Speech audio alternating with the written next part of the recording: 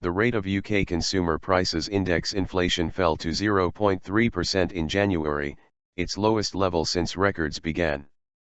Cheaper petrol and lower food prices, helped by a supermarket price war, cut the rate from 0.5% in December, Office for National Statistics figures show.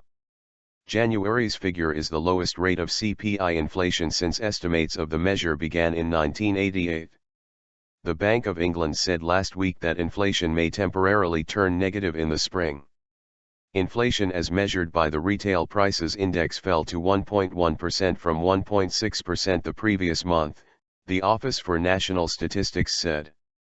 Falling prices for motor fuels and food were the main contributors to the slowdown in the rate of inflation, it added.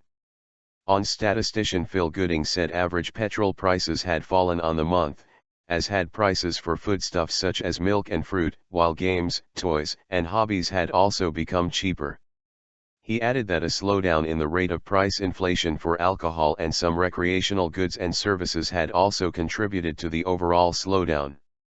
The ON said that while the cost of food and fuel is lower than a year ago, prices for other items, such as clothing and furniture, are rising. Purchasing power. A lower inflation rate was excellent news for the consumer's purchasing power, said Howard Archer, chief UK and European economist for IHS Global Insight. With inflation likely to fall further and earnings growth now finally trending upwards, consumers should see appreciable improvement in their purchasing power as 2015 progresses, he said. However, he noted that core inflation, which strips out food, energy, alcohol, and tobacco prices, rose to 1.4% in January from 1.3% the month before. The rise in core inflation highlights the fact that the UK is far from suffering generalised deflation, he said. Martin Beck, senior economic advisor to the EY Item Club, said price cuts recently announced by the Big Six energy suppliers should help lower domestic energy costs, which could help lower inflation. He added that the drop in oil prices was sharply lowering the price of goods bought and sold by manufacturers, which could also feed through to lower consumer prices. This is indisputably good news for the UK consumer, he said. Political reaction. Chancellor George Osborne tweeted that the low inflation figure was a milestone for the economy.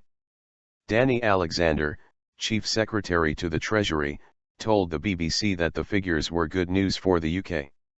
The Liberal Democrat MP said, "These figures go alongside the UK having the best economic growth in Europe, one of the best economic growth rates in the world, job creation off the back of very hard work by millions of people and businesses around this country, and low inflation, and that is a good mix for the country right now." Labour's Shadow Treasury Minister Cathy Jamieson said, "Inflation is falling around the world because global oil prices have plummeted. But in Britain, wages continue to be sluggish and working people are £1,600 a year worse off under this government. A few months of falling world oil prices won't solve the deep-seated problems in our economy."